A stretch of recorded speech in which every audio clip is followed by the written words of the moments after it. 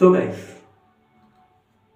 ভাই, কারো পৌষ মাস তো কারো সর্বনাশ। আই মিন, এই ওয়ার্ডটা হয়তো ইউজ করাটা ঠিক হচ্ছে না, বাট করতে হচ্ছে আমায়। তো দেখো, উই নো দ্যাট মিঠাই সিরিয়ালটা করার পরে দুজনেই ইকুয়াল সাকসেস পেয়েছে, সমান মাত্রায় সাকসেসফুল হয়েছে। লাইক সৌমি আর আদ্রিত দুজনেই সমান ফেম পেয়েছে। হতে পারে 19-20 হতে পারে, বাট সমান।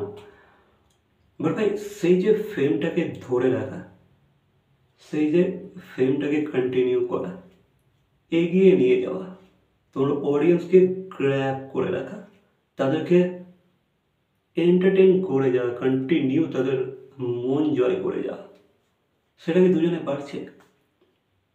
দেখো, সৌমি কিন্তু সেই কাজটা সাকসেসফুলি করছে। হ্যাঁ, হয়তো প্রজেক্টগুলো সেই ধরনের পেয়েছে, সেই ধরনের ভালো ভালো কাজ পেয়েছে যেগুলো অডিয়েন্সের মন জয় করেছে, অডিয়েন্সের মন ছুঁয়ে গেছে। বাট এক্ষেত্রে অদ্রিত রয়ের ভাগ্যটা এতটাই খারাপ। এক তো ভাই তার পাগল প্রেমী মানে একটা বড় হিউজ সিনেমা, সেটা ভাই সেলেক্ট হয়ে গেল। দেন ভাই সে একটা সিরিয়াল পেলো এতদিন পর, সেটাও নাকি ভাই মিত্তির বাড়ি।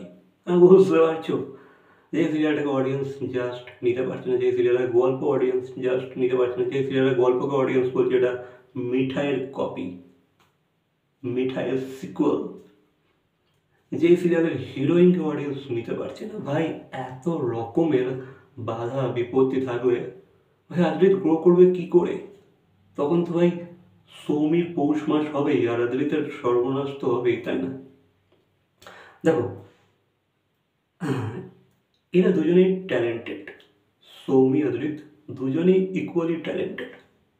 তবে এদের যে নজরিয়া, জীবনকে দেখার বা কাজের প্রতি যে এদের ভিউ পয়েন্ট, এগুলো কিন্তু ডিফারেন্ট। ঠিক আছে, সৌমি একভাবে দেখে, অদ্রিত একভাবে তার ক্যারিয়ারকে দেখে। সৌমি একভাবে গ্রো হতে চায়, অদ্রিত আরেকভাবে গ্রো হতে চায়। তো এদের এই জিনিসটা ডিফারেন্ট, এটা সবার ডিফারেন্টই হয়।